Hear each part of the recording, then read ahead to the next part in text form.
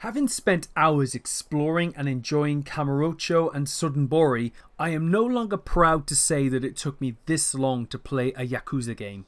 I'm now wondering how I've been such an idiot. You see, I can't put my finger on one sole reason why I reckon this will be among my favourite games of 2017 when it's all said and done.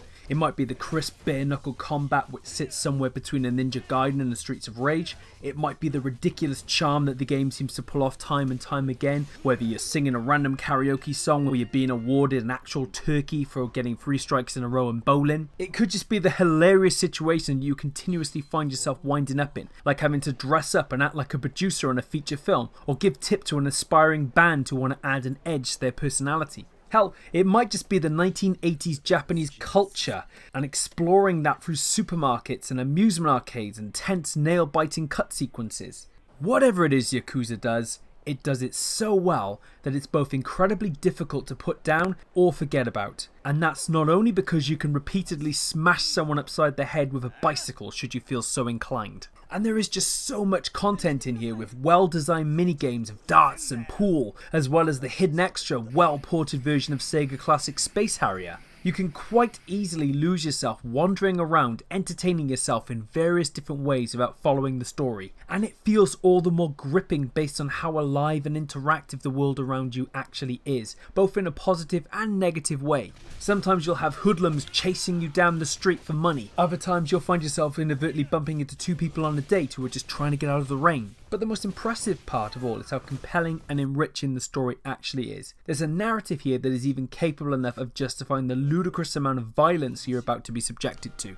As Kazuma, you find yourself becoming a part of a sequence of unfortunate events that lead to the man you've come to know from more recent entries in the series. Kazuma finds himself at the centre of a vacant lot dispute that not only throws his relationship with the Yakuza into disarray, it also attracts the attention of various other power play parties that want to seize their own foothold on the territory. The series is yet to really find a home in the West, but it's hard to look past Yakuza 0 as the game to finally change all of that. It's a fantastic entry point, as it's technically the first game in the series as an origin story, and it has such a rich heritage to offer with its beautiful marriage of jubilation and fueled rage. It does seem that previous Yakuza players may not find much different to leap into that separates it from other entries, but what is here is still faithful to the games they've previously loved. It's also a rare open world game that is filled with soul and heart, unafraid to take jabs at itself while also keeping you spellbound to the screen. That's not even going into detail at the game's combat. For 4 very different stances, each with a unique set of moves, you can really mix it up the way you tackle each situation.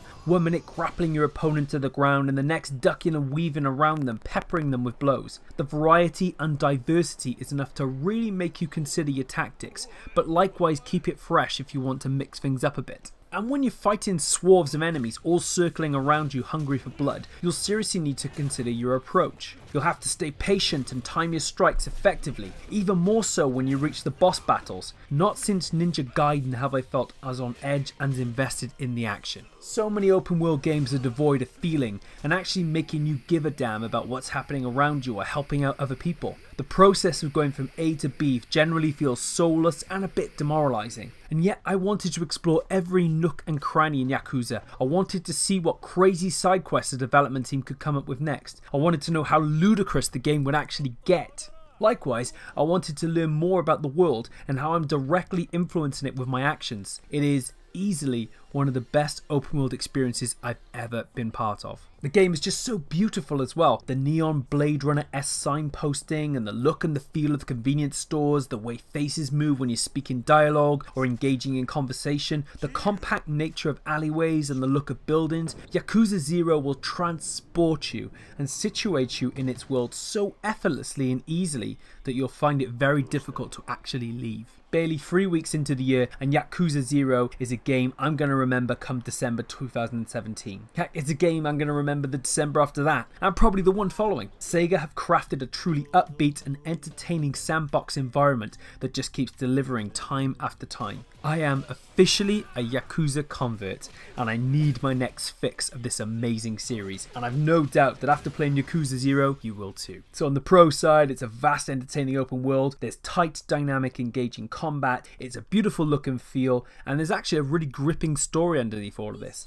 On the cons, there are some graphical issues with cutscenes and textures, and there is some occasional mission repetition. But on the whole, this is a fantastic game. If you're a fan of the Yakuza series, don't forget to let us know in the comment section below if you've played 0, if you've never played a Yakuza game before and you're just interested by the look of the game. Thanks for watching. Don't forget to like, comment, subscribe. See you next time.